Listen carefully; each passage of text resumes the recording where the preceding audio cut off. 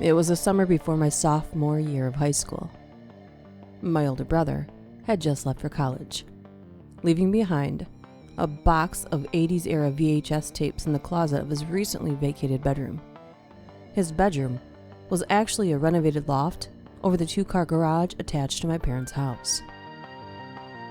What my brother had always referred to as his Mike Seaver bedroom, though I never really got the reference until I Googled it. I'd always envied the apartment-like privacy of my brother's room. I pestered my folks to let me have it the moment that he announced that he was going to an out-of-state school. My mother eventually relented on the grounds that I first moved everything he left behind into my old bedroom. I quickly agreed, and the closet had been the last thing I cleaned out. When I came across the tapes, I immediately assumed vintage porn, but was quite surprised to find that the entire box was nothing but old obscure horror films. Mostly stuff with ridiculous titles and dated cover art, but being a fan of terrible B-grade horror, it was actually quite the find. The only problem, my brother didn't have a VCR. At least not one that he left behind, and neither did my parents. I begged my mom to let me use her credit card to buy one I found online for $30. And she of course asked me what a boy with a Blu-ray player and a laptop needed with a VCR. I explained about the box of tapes in Josh's room, and she scoffed, saying, "I'm honestly starting to worry. You're always watching horror movies and playing those violent video games. You need to start reading more books." "Can I use your credit card then, order the books?" Nice try. I spent that entire afternoon scouring stores near my neighborhood and was eventually able to find an old DVD VCR combo player tucked away in a dimly lit section of Best Buy's home entertainment department. Then I dusted off a price tag that read $199.99 and promptly put it back. What am I, a drug dealer? I was walking home and contemplating simply swiping my mom's credit card when I spotted a large black rectangle lying beside several bags of trash that had been placed out on a sidewalk in front of a vacant lot. Odds were it was just a busted DVD player, but I stopped to check anyway, just to be sure. When I got a little closer and saw that it, I shit you not, was an actual VCR, I practically ran home. The large bulky machine clutched to my chest, and me looking like the world's most needless burglar. One of the main benefits of my new room, that I was able to enter through the garage and would thereby avoid any possible questions from my parents, who are both upper middle class white people and generally judgmental of anything that involved pilfering trash. I hurried up the stairs to my room and plugged it in. It was then that I discovered that big surprise, the VCR which I found on the side of the road, didn't even work. I don't know what I was expecting, but this still managed to frustrate the shit out of me. After my initial bitching and disappointment dissipated, I retrieved a soldering iron from my dad's workbench and busted that bad boy open. I sat up all night Googling VCR repair manuals and watching tutorials on YouTube. Eventually, I located what seemed to be the problem, and in the end it was relatively easy to fix. The only real speed bump was when I cut my hand while replacing the VCR's metal casing, and a few drops of blood managed to end up on one of the exposed video heads. If this had been a horror movie, I would probably have heard an ominous clap of thunder right about then, but no such luck. I carefully wiped off the video head, secured the casing, and plugged in the VCR. And yet, after all this, I was still genuinely surprised when it actually turned on. The green digital clock-style display lighting up as the machine whirred to life. I quickly hooked up the VCR and dug a tape from the box at random. I slid the movie in Blood Train and hit play. An image appeared on the screen. A static, black and white shot of a dimly lit, windowless room. The back wall looked like it was made from packed clay. Aside from the clay wall and a few feet of cement floor, the only thing visible within the frame was a rusty floor-mounted chair, the kind you'd see in a dentist's office, which was partially visible to the left of the screen. Not exactly Kubrick-level composition, but there was something that began to feel oddly menacing about the shot I was watching. It continued, uninterrupted, for almost 2 minutes. The hell is this? There was no score or audible sound of any kind, and if it hadn't been for the grainy quality of the film or the time code ticking away on the VCR's display, I would have thought that I was looking at a still image. I tried to fast forward, but nothing happened. Hoping that this was just a busted tape, I hit eject and grabbed for another movie. She-Snake this time. I put it in and hit play. I blinked at my TV. The image that appeared on the screen was the same as before. The same continuous shot of the same clay wall and partially visible chair. I double-checked to make sure that I had put in a new tape. Hit fast forward again. And again, nothing happened. Same thing. I ejected the movie and was only mildly baffled when I got the same result from a third tape. I was reaching to hit eject and contemplating chucking the VCR out a window when a shadow flickered across the clay wall on my television screen. I glanced up at the TV, just in time to see a balding old man in a pair of grimy overalls stalk into frame. The old man was almost abnormally tall and walked with the kind of slouch one develops after a lifetime of dealing with inadequately sized spaces. In one hand, he gripped the handle of what looked to be a metal bucket with several wires hanging from the bottom. Thin streaks of gore poured from the 2 hollow sockets where his eyes should have been, and stained the length of the man's pockmarked cheeks with streams of dried blood. Being without eyeballs didn't really seem to hamper the old man's vision as he stomped past the clay wall and then out of frame, leaving me sitting there on the floor in front of my television with my mouth wide open. And that's how I stayed for about a half an hour, just watching what basically amounted to a particularly boring security camera feed as it continued uninterrupted. In that time, the shot never cut. Nothing else ever appeared on the screen. It was mesmerizing. So many questions ran through my head. Where was this room? Why was a chair there? Who was the old man? What the ever-loving fuck was I watching? It was then that the old man returned, dragging a frantically kicking woman into frame. What I originally mistook for a bucket was actually a helmet-like apparatus that was currently clamped down over the woman's head. The wires hanging from the helmet were clipped to various parts of the woman's body.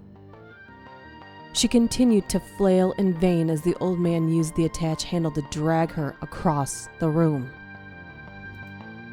They reached the floor-mounted chair at the edge of the frame, and a disquieting grin spread across the man's face as he squeezed the handle.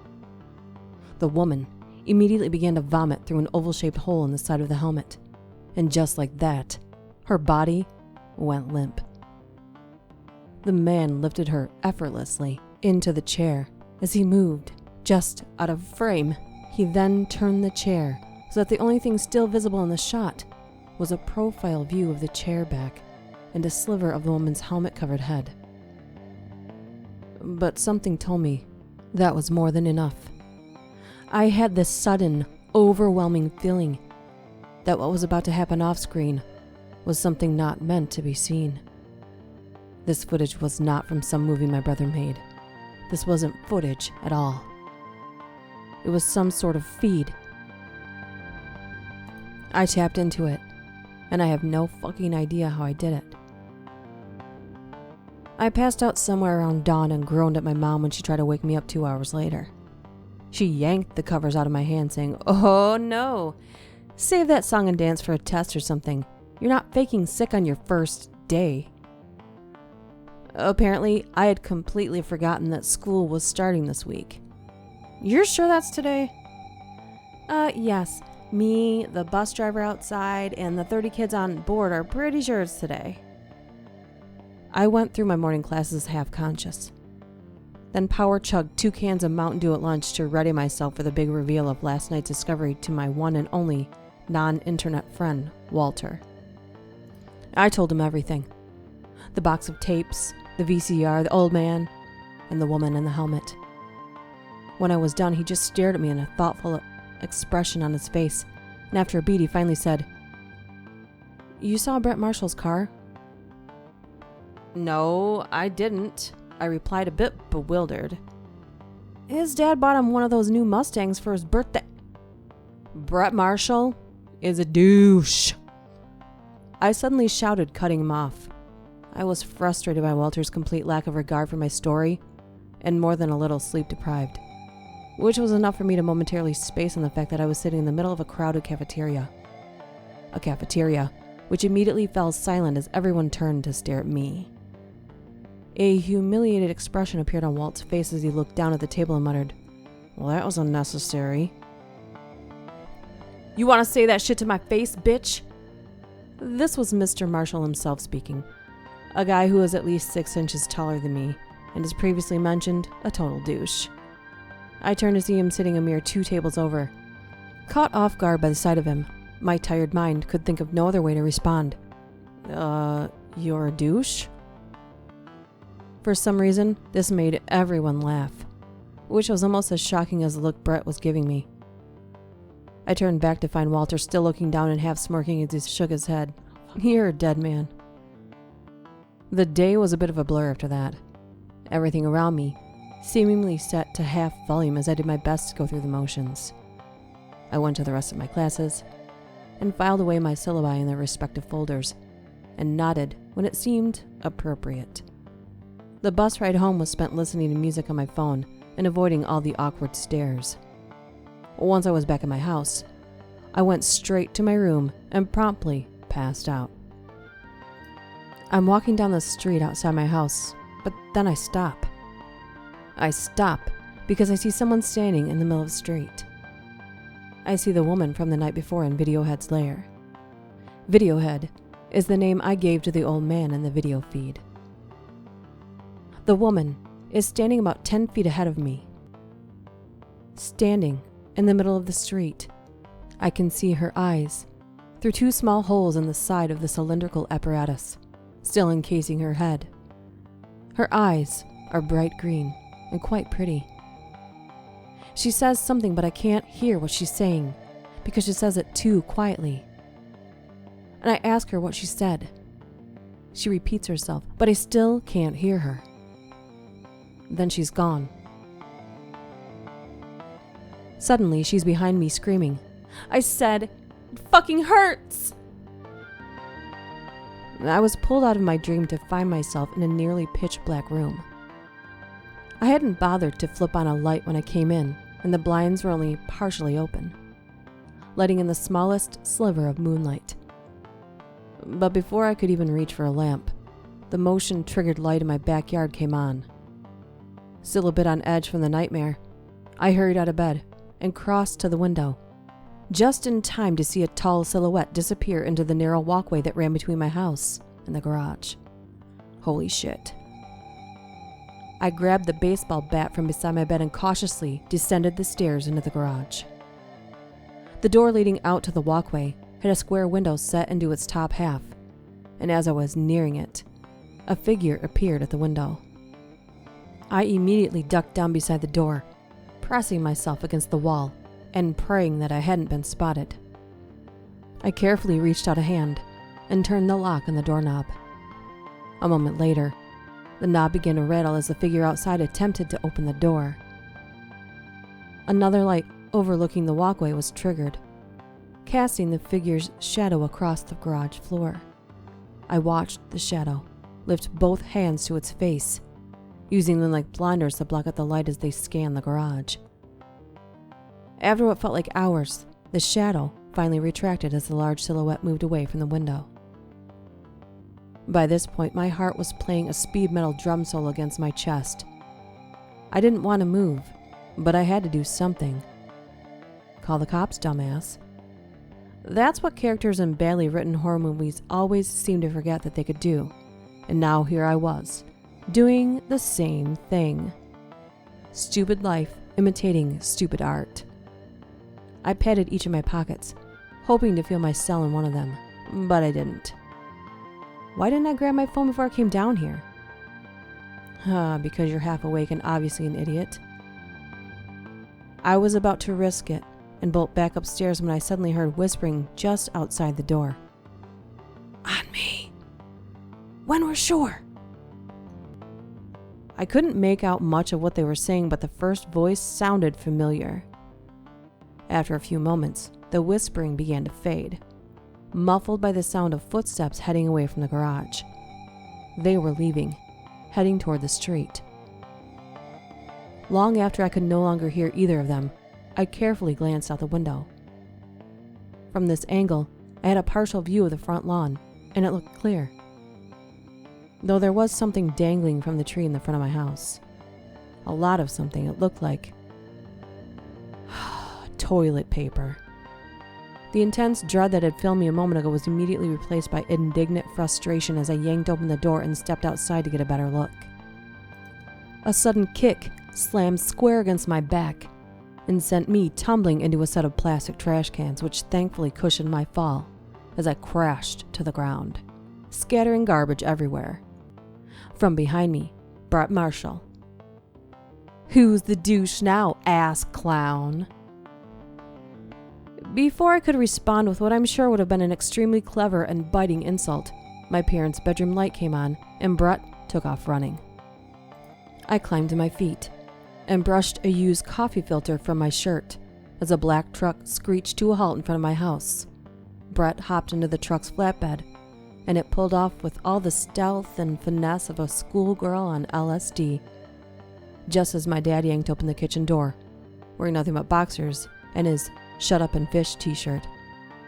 "What the hell?" he shouted as he watched the truck pull off, and then turned to glare at me. I quickly pointed toward the tree draped in toilet paper. My dad saw this and let out a sigh. "Fucking kids." The TV was on when I returned to my room. The screen, displaying the same static shot of VIDEOHEAD's lair as the night before. I guess this should have seemed strange to me, since the TV and VCR had been off when I left the room. But considering the preceding events of that night, I barely registered the anomaly as I climbed back into bed.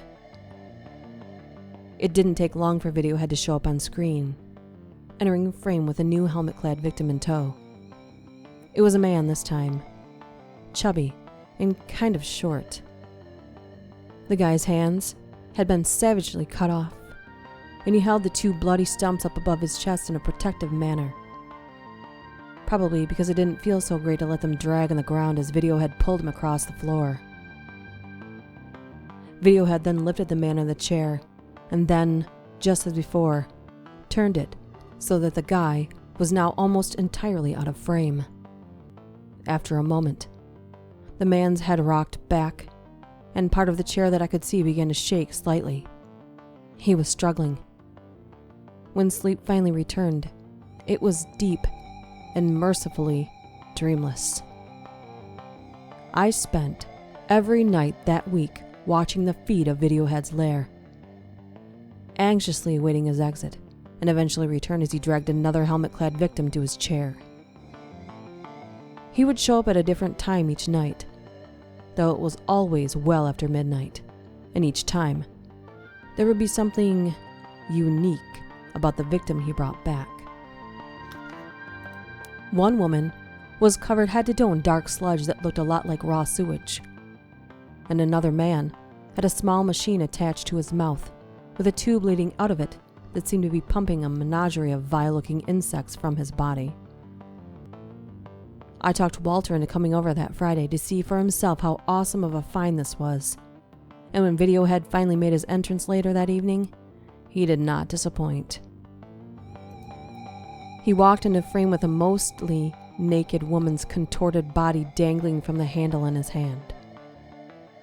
The woman's arms and legs were hog-tied behind her by a coil of barbed wire, and a rabid possum was scampering alongside her, biting at the woman's gnarled and bloody stomach as VIDEOHEAD carried her across the screen. He kicked the possum away as they reached the chair, and Videohead set the woman down. He bent to unwind the barbed wire holding her limbs in place, and once she was loose, the woman immediately began to struggle, clawing at Videohead's already severely scarred face.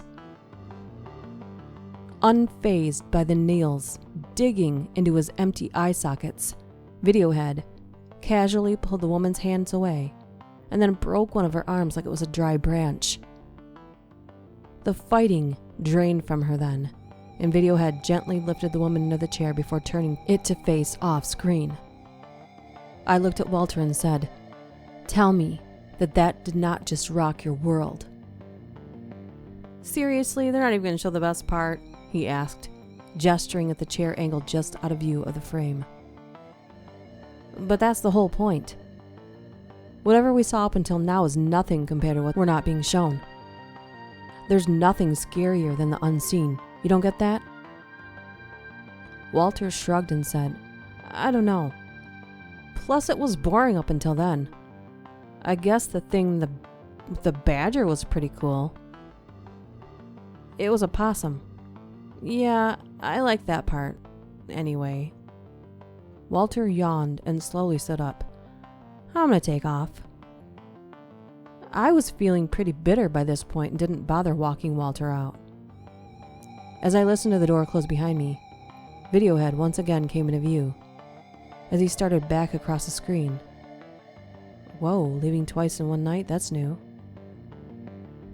As I said this, Videohead suddenly halted, stopping almost immediately in the middle of the frame. He cocked his head slightly, as if straining to hear something. Videohead then turned and seemed to look directly at me as his face lit up. He grinned at me, and it's worth noting that on a scale of 1 to 10 of bone-chilling creepiness, that grin would have scored a perfect holy fuck. After another tense beat, Videohead turned and exited the frame, leaving me sitting there looking like Lenny holding a freshly crushed puppy. For about 5 minutes, that's how I stayed, mouth agape, waiting, hoping that Videohead would return to his lair. Perhaps he simply left something in the car. There's no need to panic, I told myself when Videohead didn't return. I made my way downstairs to lock the door to the garage, and then hurried back up to my room and grabbed my bat, which is why I'm not going to panic. I pushed my dresser in front of the bedroom door, and then, just to be safe, locked the window as well. Surveying the room, I remembered Monday night's visit from Brett, and immediately grabbed my phone. That's when the backyard's motion-triggered light came on, and this time, I didn't bother checking to see what had set it off. A moment later, I heard the doorknob rattling downstairs as someone tried to turn it, followed by the sound of breaking glass. I quickly unlocked my phone and dialed 911. The line rang once, and then a woman answered, her voice sounding vaguely familiar as she said in a quiet tone, "Hello?" "Hi, someone's breaking into my house." The operator let out a stunned gasp. "Really? That's awful." I suddenly realized why I recognized the voice on the phone. It was the voice of Videohead's first victim, the woman from my nightmare. "There's no one coming to save me, is there?" "Sorry, sweetie. I'm afraid not." I pulled the phone from my ear as the sound of the whining door hinges filtered in from downstairs. Someone was inside the garage. The stairs began to creak as the intruders slowly made their way up to my room. After all this, I still jumped when the knob on my bedroom door began to rotate. I had locked this door as well, but it was one of those cheap residential indoor locks. It only took about 5 seconds of forceful turning before the bolt snapped. After a pause that felt no shorter than several eons, the door started to open and immediately banged against my dresser. Videohead leaned in through the partial opening, looking even taller than he did on screen. It was at this point that time slowed to a crawl. With one hand, VIDEOHEAD shoved the dresser aside and then started toward me. That creepy ass shit grin stretching across his face. I tried to back away, but it was like moving underwater. I held the bat up in front of me, but VIDEOHEAD easily swatted it out of my hands, which caused me to stumble back onto my bed as he raised the bucket helmet up over my head. And then, he was gone. Huh? I lowered the arm I had in front of me and glanced around to find VIDEOHEAD nowhere in sight. I realized I was sitting on something and reached down to retrieve a universal remote from under my ass. The same remote I had programmed to the VCR. I glanced at the TV and found my answer in the form of a blue input screen. A single word spelled out in blocky white lettering hovered at the top left of the frame. Eject. Without another thought, I unhooked the VCR and shoved it inside one of the trash cans beside the garage. But this didn't feel like far enough away, so I snuck out with my dad's car and drove around for a while trying to locate an empty lot where I'd originally found the VCR. After about a half an hour, I gave in and ended up chucking the bulky machine into a dumpster behind Best Buy. My logic was that their lack of reasonable prices had been at least partially to blame for my present situation, and the least they could do was assist with the disposal. I spent most of the next day cleaning out my room, which surprised the crap out of my mom. But my dad was still a little pissed at me about the broken glass in the garage door until I asked if he would teach me how to install a replacement, and his mood instantly brightened. Volunteering for father-son handiwork does it every time. I had been feeling weird all day, almost hungover from the intensity of last night's events. The entire week had been pretty draining, and I ended up passing out just before 9 p.m. Thankfully, that night I slept like a rock. I didn't have a single dream that I could recall. I woke up Sunday morning actually feeling pretty good.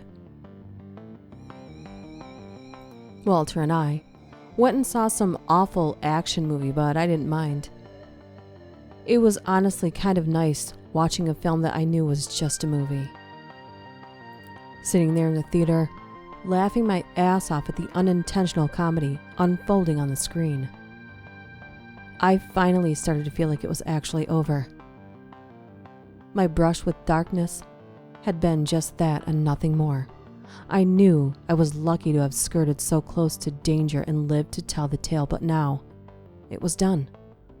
It was time for me to return to my boring old regular life. Thank God. Then came Monday. Unseasonably chilly weather. I was feeling like I somehow was responsible for the strange shift in weather. Of course, that was absolute nonsense, I told myself. Everything seemed pretty normal other than that, and I shook it all off. The bus ride, boring. It actually made me smile a little, until I pulled the locker open, and my smirk instantly vanished. There, wedged inside, was the large black top-loading VCR I had left in Best Buy's dumpster Friday night. I immediately slammed the locker shut, and several girls turned to glare at me. All morning, the only thing I could think about was sitting in my locker. Sitting there, waiting. Walter had a dentist appointment that day, and I ended up eating lunch alone. I found an empty table at the back of the cafeteria and sat facing the wall as I racked my brain for a solution. Why not just set it on fire? Let that stupid thing burn until it was nothing but ash. I was down a rabbit hole of thoughts on how to rid myself of the demon VCR when I heard a familiar voice approaching. Brett was talking to one of his idiot friends as they sat down at the table directly behind me. That's when my mother effing mom decides to barge in without even knocking, and I'm just sitting there, my stuff in my hand, eyes locked on the porn on the screen. Brett's friend starts laughing. Damn, dummy, you don't know how to lock a door? I thought I did. Anyway, now my mom's freaked out. She made my dad block internet access to my room. I went digging through all this stuff from my dad's bachelor years, and he's got stuff stashed in the shed. Guess what I found?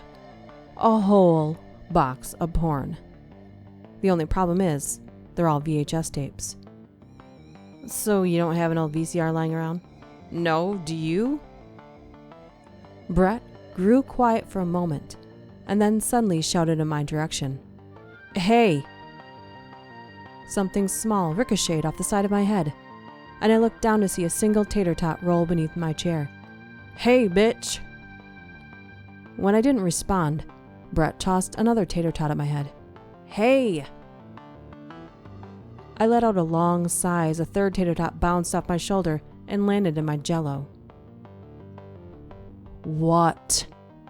I nearly hissed as I quickly spun to face Brett, whose arm was poised and ready to throw another tot at me. You got a VCR I can borrow? I tried my best not to smile. As a matter of fact, I do. To say that Brett looked surprised when I pulled the bulky machine from my locker and placed it in his outstretched arm would be an understatement. Here, you can keep it. Really? Thanks, man. I shut my locker and smiled at him. Enjoy, Brett. I walked off, leaving him standing there beside my locker and looking more than a little confused. When I was halfway down the hall, Brett turned and shouted, Oh, I get it. I spent the rest of that day trying not to think too much about what I had just done. Sure, I felt a little guilty about giving the VCR to Brett, but then again, it was Brett that I gave it to. Besides, I think we can all agree that he had been asking for it. And I don't just mean literally. Still, I couldn't quite shake the feeling that even a total douche like Brett didn't deserve to die. But who was to say what was going to happen? For all I knew, the VCR would work just fine, and Brett will get to abuse himself to his heart's content. As it turned out, I only had to wait until later that night to find out the answer. I was in my bedroom, actually doing homework of all things, when my TV suddenly turned itself on.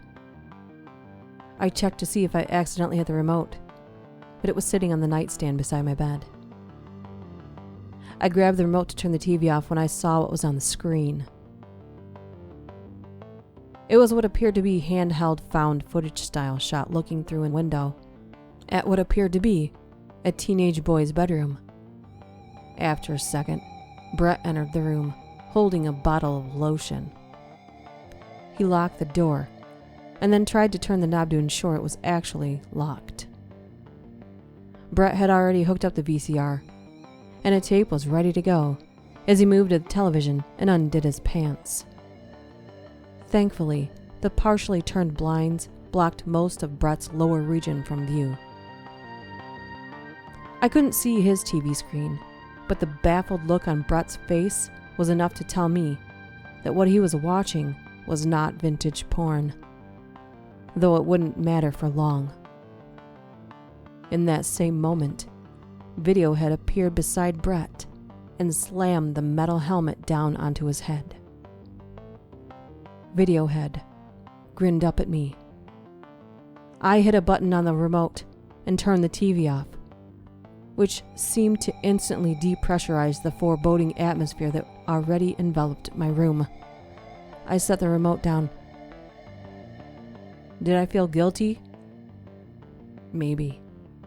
Relieved? Absolutely. It was then, amid the slew of thoughts racing through my mind, that a single thing hit me.